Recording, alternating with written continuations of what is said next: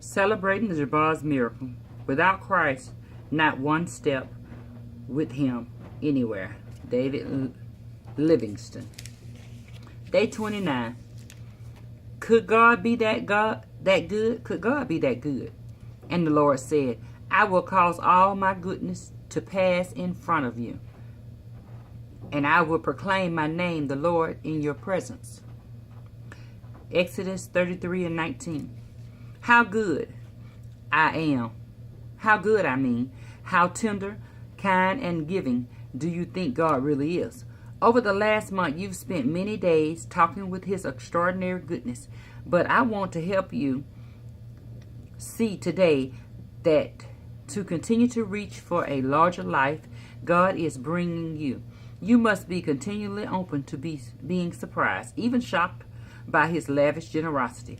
And I don't mean some kind of divine general goodness towards the world. I mean towards you. I used to teach at a Christian college. One Monday, a very discouraged senior came to my office.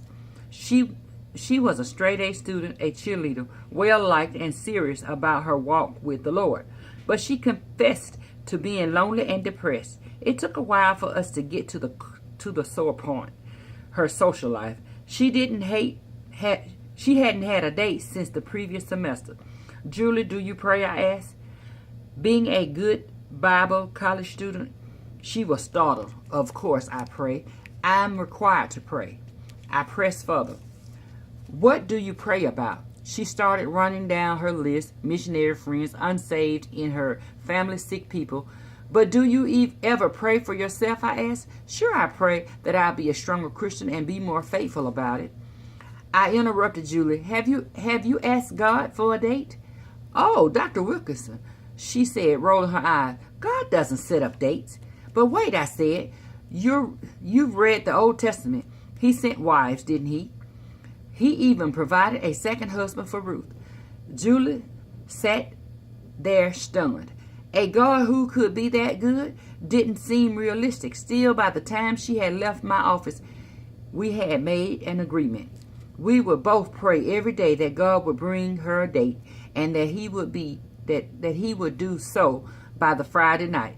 I probably looked confident as Julie left that day, but as soon as she was gone, I anxiously phoned home. Darlene, you'd better start praying, I said, and I told her about my agreement with Julie. The next day, a taller senior named Ed walked into my office. You can tell where this story is going, right? Ed was very unhappy. He'd asked another girl to marry him, and she said no.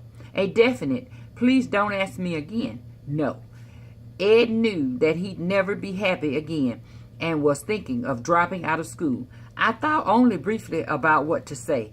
Ed, you need to date other people as soon as possible, I said. In fact, you need to ask someone out for this Friday night. In one of the more daring acts of faith in my life, I didn't mention Julie. At first, the jolted senior balked, but by the time he'd left my office, we were also shared an agreement. Ed would try to find a date. The rest of that week, Darlene and I prayed. Julie prayed. Ed turned his thoughts away from his disappointment and toward Friday night, and God worked. The next Monday morning, on my way across campus, I saw Julie running towards me. Her feet seemed to barely touch the ground. The first thing she wanted to tell me about was her terrific Friday evening date with a guy named Ed. You know Ed, don't you? She asked.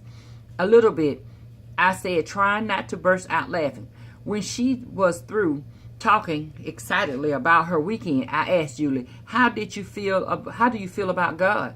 She was quiet and then began to shake her head in amazement. You know, I've always believed that God loves me, she said, but the first time I felt that God really likes me, this is the first time I felt that God really likes me.